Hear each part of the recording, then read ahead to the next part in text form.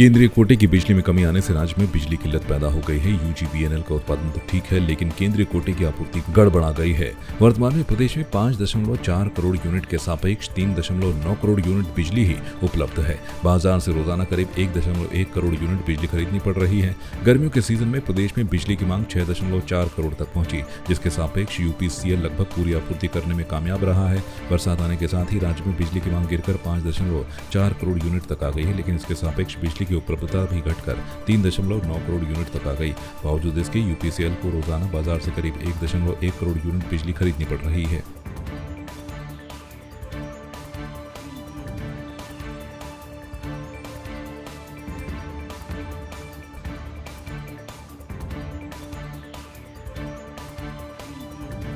मसूरी में बीती रात हुई मूसलाधार बारिश के बाद सड़कों पर मलबा आने से मसूरी धनौल्टी बाईपास मार्ग बंद हो गया, तो वहीं नाले खालों का मलबा सड़कों पर आने से लंबा जाम लग गया। इससे टिहरी धनौल्टी टिहरी उत्तरकाशी जाने वाले यात्रियों को काफी परेशानी का सामना करना पड़ा। वहीं निर्माण सामग्री का मलबा नाले खालों में डाले जाने से पहले ही बरसात में व्यवस्थाओं की पोल खुल गई। नगर पालिका के अधिशासी अधिकारी राजेश नैथानी ने बताया है कि नगर पालिका की तरफ से टीम बनाकर सड़कों की सफाई की जा रही है। वहीं मार्ग पर निर्माण सामग्री रखने वालों का चालान किया जा रहा है।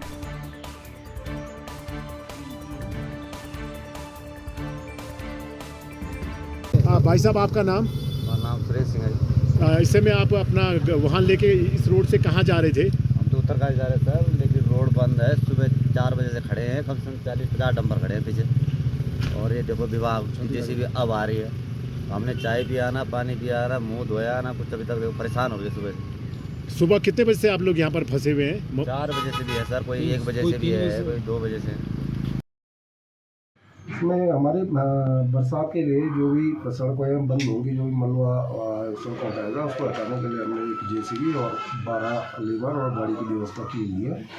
कल रात काफ़ी तेज़ बारिश हुई, जिससे मलबा सड़कों पे काफ़ी आ गया है, जिसमें एनएच और पीडब्ल्यूडी भी अपनी सड़कों पे काम कर रहे हैं, नगर पालिका भी अपनी सड़कों पे काम कर रही है। सामग्री पे एसडीएम साहब के निर्देश के बाद लगातार हमारी चालान की कार्रवाई चल रही है। हमारे वर्क एजेंट लगातार जहां भी निर्माण सामग्री सड़कों पे पड़ी हुई है, उनकी चालान की कार्रवाई कर रहे हैं। यहाँ पे जो निर्माण कार्य हो रहे हैं, इसमें हमने सीएनडी वेस्ट की हमारी साइट चिन्हित है, और जिसमें हम अनुमति देते हैं मलबा डालने के लिए, लेकिन बहुत कम लोग हैं जो अनुमति लेते हैं। सब रात के अंधेरे में नाले खालों में मलबा डाल रहे हैं, जिससे ये दिक्कत हो रही है। हाँ, हमारी तो अपनी चालान की कार्रवाई लगातार जारी है। जो सड़कों पे मलबा आ रहा है उसे हम उठवा रहे हैं, जो बिल्डिंग मटेरियल पड़ा हुआ है उसको उठा रहे हैं। हमारी टीम लगातार लगी हुई है। पूरे देश में 1 जुलाई से लागू हुए 3 कानून को लेकर नरेंद्र नगर पालिका के रामलीला मैदान में पुलिस क्षेत्राधिकारी अस्मिता मामगाई के नेतृत्व में पुलिस ने जन जागरूकता गोष्ठी का आयोजन किया। गोष्ठी में गांव के नागरिकों ने बड़ी संख्या में शिरकत की। पुलिस क्षेत्राधिकारी अस्मिता मामगाई व थानाध्यक्ष गोपाल दत्त भट्ट व वरिष्ठ एसआई शांति प्रसाद डिमरी ने 3 आपराधिक कानून के बारे में जानकारी देते हुए बताया कि अब अंग्रेजों के दंडात्मक कानून के स्थान पर न्याय व्यवस्था के कानून लागू किए गए हैं। अब तारीख पर तारीख लगने का जमाना पीछे छूट गया है। एक बहुत ही ऐतिहासिक परिवर्तन किया गया है हमारे देश में। 3 नए कानून, भारतीय न्याय संहिता, भारतीय नागरिक सुरक्षा संहिता और भारतीय साक्ष्य अधिनियम, जो कि अंग्रेजों के ज़माने के हमारे आईपीसी, सीआरपीसी और एविडेंस एक्ट थे, उनमें बहुत सारे अच्छे पॉजिटिव चेंजेस करके ये 3 नए कानून आज से पूरे देश में, पूरे भारतवर्ष में लागू किए जा चुके हैं। तो इन नए कानूनों में पुराने जो हमारे कानून थे, वो जो थे हमारे एक पनिशमेंट ओरिएंटेड थे, वो हमारे दंड पे केंद्रित थे। तो नए जो कानून हैं वो हमारी न्याय व्यवस्था पीड़ित ओरिएंटेड है। इसमें लोगों को जल्दी बहुत त्वरित न्याय मिलेगा। घर बैठे अपनी शिकायत को लोग दर्ज कर सकते हैं। इसी के संबंध में आज हम लोगों ने यहाँ पे एक जन जागरूकता कार्यक्रम रखा गया है, जिसमें कि सभी शिक्षक और हमारे ग्राम प्रहरी सीएलजी मेंबर्स हम लोगों ने बुलाए हैं, ताकि ज़्यादा से ज़्यादा हम लोग अपने क्षेत्र में पब्लिक को जागरूक कर सकें।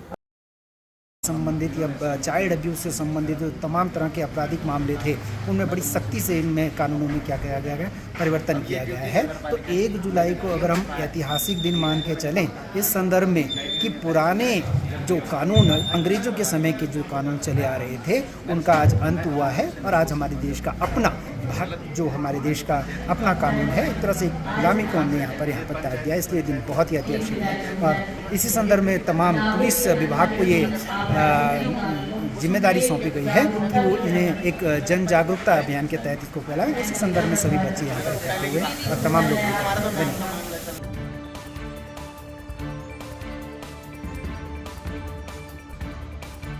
उत्तराखंड समेत पूरे देश में लागू हुए 3 नए आपराधिक कानून को लेकर पिथौरागढ़ में पुलिस ने वृहद स्तर पर जन जागरूकता अभियान चलाया। इस दौरान जन सम्मेलन, गोष्ठी, रैली और पोस्टर वितरण आदि के माध्यम से आम जन को नए कानूनों के संबंध में विस्तृत जानकारी दी गई। एसपी पिथौरागढ़ ने गोष्ठी के दौरान कहा कि आज 1 जुलाई 2024 से संपूर्ण भारतवर्ष में 3 नए आपराधिक कानून, जिनमें भारतीय न्याय संहिता, भारतीय नागरिक सुरक्षा संहिता और भारतीय साक्ष्य अधिनियम 2023 को लागू कर दिया गया है।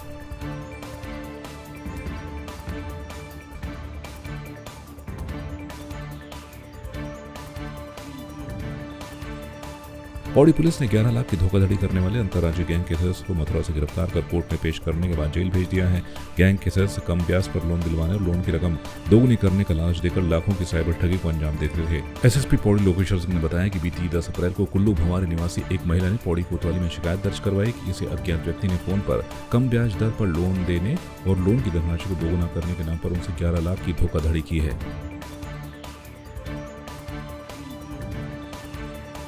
कोतवाली पौड़ी में हमारे पास एक शिकायत प्राप्त हुई थी, जिसमें एक महिला के द्वारा ये शिकायत की गई थी कि एक गैंग के द्वारा उनके साथ 11 लाख की साइबर धोखाधड़ी कर ली गई है। जांच करने के उपरांत हमने ये पाया कि ये गैंग मथुरा और मेवात से ऑपरेट करती है और ये लोगों को लोन दिलाने के नाम पर धोखाधड़ी करते हैं। ये पहले लोगों को बहलाते हैं कि आपको हम लोन देंगे और सस्ती दरों पर लोन दिलवाने के नाम पर उनसे पैसे की मांग करते हैं।